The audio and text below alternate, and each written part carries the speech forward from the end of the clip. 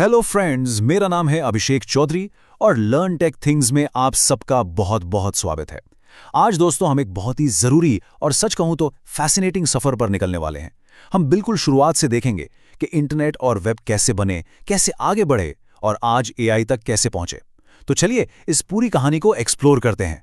हम सब जानते हैं कि इंटरनेट आज हमारी जिंदगी का कितना बड़ा हिस्सा है। ये अरबों लोगों को जोड़ता है। पर कभी सोचा है कि ये सब शुरू कैसे हुआ? इसकी आखिर शुरुआत हुई कहां से थी? चलिए इसी सवाल का जवाब ढूंढते हैं और इसकी पूरी एवोल्यूशन को स्टेप बाय स्टेप समझते हैं। तो ये रहा हमारे सफर का पूरा मैप। देखिए, शुरुआत हुई 1969 में आर्पोनेट से, फिर TCP/IP आया, उसके बाद वर्ल्ड वाइड वेब ने सब कुछ बदल दिया। फिर वेब 2.0 से होते हुए हम आज के क्लाउड और AI पावर्ड वेब तक पहुंचे हैं। हम इन सभी इंपॉर्टेंट माइलस्टोन्स को एक एक करके डिटेल में समझेंगे। ओके, तो इस सफ़र को आसान बनाने के लिए हमने इसे 6 हिस्सों में डिवाइड किया है। सबसे पहले फाउंडेशन कैसे बनी, फिर वेब आम लोगों तक कैसे पहुंचा, उसके बाद वो इंटरैक्टिव कैसे बना, फिर कैसे वो हर जगह हर डिवाइस पर आ गया, इंटेलिजेंट कैसे हुआ और आखिर में सबसे इंपॉर्टेंट, आप इसके फ्यूचर को बनाने में क्या रोल प्ले कर सकते हैं।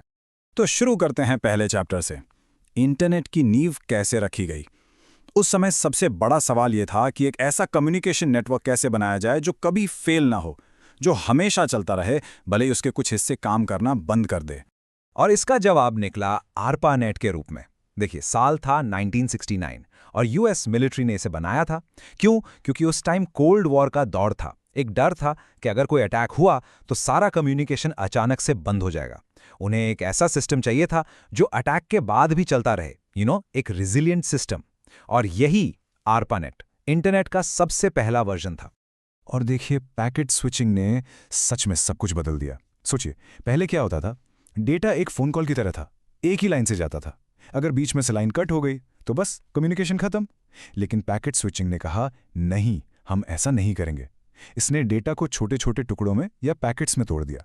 अब हर पैकेट, सोचिए जैसे एक छोटा सा पोस्ट कार्ड, अपना अपना अलग रास्ता लेकर मंजिल तक जा सकता है। एक रास्ता बंद है, कोई बात नहीं, दूसरे रास्ते से चला जाएगा और आखिर में सारे पैकेट्स डेस्टिनेशन पर पहुंचकर वापस जुड़ जाते हैं। रिजल्ट, एक सुपर रिलायबल नेटवर्क।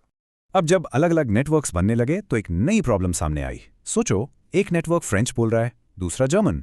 वो आपस में बात कैसे करेंगे? उनकी भाषा अलग थी। इसका सोल्यूशन था TCP/IP।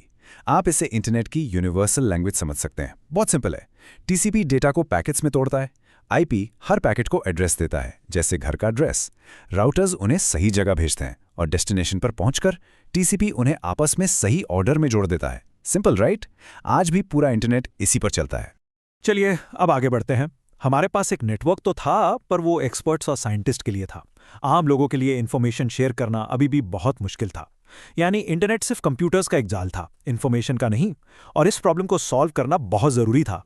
और फिर आते हैं टिम बर्नर्स-ली। साल था 1989। उन्होंने वर्ल्ड वाइड वेब यानी WWW बनाया। उनका आइडिया सिंपल था, इन्फॉर्मेशन को सबके लिए आसान बनाना। इसके लिए उन्होंने 3 चीजें बनाई। HTML, जिससे वेब पेजेस बनते हैं, HTTP, जो डेटा ट्रांसफर करता है, और एक वेब ब्राउज़र, जिससे हम पेजेस देखते हैं। लेकिन उनका सबसे बड़ा कमाल था हाइपरलिंक्स, वो नीले क्लिकेबल लिंक्स जिससे आप एक पेज से दूसरे पेज पर जंप कर सकते थे। अचानक इंटरनेट एक ऐसी जगह बन गया जहां इंफॉर्मेशन के जाल बुने हुए थे।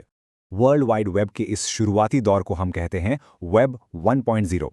ये एक रीड ओनली वेब था। मतलब आप इंफॉर्मेशन पढ़ सकते थे लेकिन उससे इंटरैक्ट नहीं कर सकते थे। कोई कमेंट, लाइक या शेयर नहीं। ये बिल्कुल एक डिजिटल एनसाइक्लोपीडिया जैसा था, जहां बड़ी बड़ी कंपनीज कंटेंट डालती थी और हम यूजर्स सिर्फ उसे पढ़ते थे। ये वन वे कम्युनिकेशन था और वेब 1.0 की यही कमी आगे चलकर अगले एवोल्यूशन की वजह बनी। अब हम तीसरे हिस्से में आ गए हैं। यहाँ वेब पैसिव से एक्टिव बनने वाला था। पिछले वेब की सबसे बड़ी प्रॉब्लम क्या थी? यूजर पार्टिसिपेशन की कमी। लोग सिर्फ कंटेंट देख रहे थे, बना नहीं रहे थे। तो इस प्रॉब्लम को सॉल्व करने का टाइम आ गया था। अब फिर गेम बदल गया। आया वेब 2.0। इसे हम रीड राइट वेब भी कहते हैं। यहां पर यूजर यानी कि आप और मैं, हम सिर्फ कंज्यूमर नहीं रहे, हम क्रिएटर बन गए। सोचिए ना, फेसबुक, यूट्यूब, ट्विटर, ये सब इसी दौर की देन है। अचानक से हम सब अपनी फोटोज अपलोड करने लगे, वीडियो शेयर करने लगे, ब्लॉग्स लिखने लगे। हम दूसरों की पोस्ट पर कमेंट्स कर सकते थे, लाइक कर सकते थे। वेब अब एक वन वे स्ट्रीट नहीं रहा, ये एक कॉन्वर्सेशन बन गया था। Two way communication, right? और वेब 2.0 के साथ साथ एक और बड़ा रेवोल्यूशन चल रहा था, ई कॉमर्स का। यहां सबसे बड़ी प्रॉब्लम थी ऑनलाइन ट्रस्ट। लोग ऑनलाइन सामान खरीदने और पेमेंट करने से डरते थे। इसका सोल्यूशन निकला सिक्योर पेमेंट सिस्टम्स यानी SSL से। आपने ब्राउजर में एड्रेस बार के पास जो छोटा सा लॉक आइकॉन देखा है, वो इसी का साइन है कि आपकी कनेक्शन सिक्योर है। बस इस एक छोटी सी चीज ने Amazon और eBay जैसी कंपनीज को एक पूरा ग्लोबल ऑनलाइन मार्केट बनाने में मदद की। अब आते हैं चौथे फेस पर। वेब इंटरैक्टिव तो हो गया था, लेकिन अब दो नए चैलेंजेस थे। पहला, इतने सारे यूजर्स, इतना सारा डेटा, इसे हैंडल कैसे किया जाए, यानी स्केलेबिलिटी की प्रॉब्लम। और दूसरा, वेब को डेस्कटॉप कंप्यूटर से निकालकर हमेशा और हर जगह अवेलेबल कैसे कराया जाए। पहली प्रॉब्लम यानी स्केलेबिलिटी का सॉल्यूशन था क्लाउड कंप्यूटिंग। इसका कॉन्सेप्ट बहुत सिंपल है। आप जो सॉफ्टवेयर यूज करते हैं जैसे गूगल डॉक्स या नेटफ्लिक्स, वो एक्चुअली आपके कंप्यूटर पर नहीं चलता, वो इंटरनेट पर रखे हुए बहुत पावरफुल सर्वर्स पर चलता है। इससे कंपनीज को लाखों करोड़ों यूजर्स को एक साथ हैंडल करने की पावर मिल गई, बिना अपने ऑफिसेज में ढेर सारे सर्वर्स लगाए। और दूसरी प्रॉब्लम का सोल्यूशन लाया मोबाइल रेवोल्यूशन ने। सस्ते स्मार्टफोन्स और फास्ट 4G, 5G नेटवर्क्स की वजह से इंटरनेट अब हमारी जेब में आ गया। आज दुनिया का ज़्यादातर इंटरनेट ट्रैफिक मोबाइल से ही आता है। इसलिए अब सभी वेबसाइट्स और ऐप्स मोबाइल फर्स्ट अप्रोच से बनाई जाती हैं, यानी पहले मोबाइल के लिए डिज़ाइन करो, फिर डेस्कटॉप के लिए। अब हम आते हैं पांचवें और सबसे मॉडर्न दौर में। यहाँ वेब सिर्फ इंटरैक्टिव नहीं बल्कि इंटेलिजेंट बन गया है। वो आपको समझने लगा है, आपकी ज़रूरतों को पहचानने लगा है, और इसके साथ ही डेटा कंट्रोल और ओनरशिप के नए सवाल भी खड़े हो गए हैं। ये दौर है आर्टिफिशियल इंटेलिजेंस यानी AI का। आज AI हर जगह है। जब नेटफ्लिक्स आपको आपके पसंद की मूवी रेकमेंड करता है, या Amazon आपको प्रोडक्ट्स दिखाता है, या गूगल आपको सबसे बेस्ट सर्च रिजल्ट्स देता है, इन सब के पीछे AI काम कर रहा होता है। इसने वेब को बहुत पर्सनल और स्मार्ट बना दिया है। तो वेब 2.0 तो बहुत बढ़िया था, लेकिन इसके साथ एक प्रॉब्लम भी आई। हमारा सारा डेटा, हमारी हर एक्टिविटी, सब कुछ फेसबुक और गूगल जैसी कुछ बड़ी कंपनीज के कंट्रोल में चला गया। और इसी के जवाब में एक नया आइडिया आ रहा है, वेब 3.0। इसका पूरा फोकस है डिसेंट्रलाइजेशन पर, मतलब पावर किसी एक के हाथ में ना हो बल्कि सब में बटी हुई हो।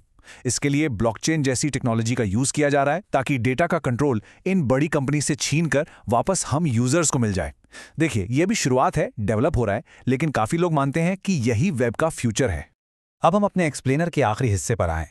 इस पूरे सफर को समझने का मकसद सिर्फ हिस्ट्री जानना नहीं है, बल्कि ये देखना है कि हम पास्ट से सीखकर फ्यूचर कैसे बना सकते हैं।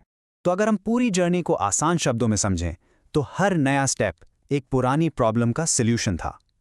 ARPANET ने रिलायबिलिटी की प्रॉब्लम सॉल्व की, TCP/IP ने कम्युनिकेशन की, वेब 1.0 ने इंफॉर्मेशन एक्सेस की प्रॉब्लम सॉल्व की, वेब 2.0 ने इंटरैक्टिविटी लाई, क्लाउड ने स्केलेबिलिटी की प्रॉब्लम सॉल्व की, और AI ने वेब को इंटेलिजेंस दी।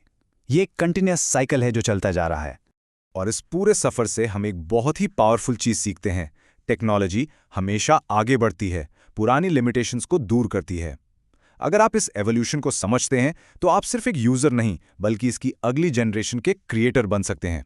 क्योंकि इंटरनेट और वेब का फ्यूचर हो सकता है आप ही बनाएं। सीखते रहिए और बनाते रहिए।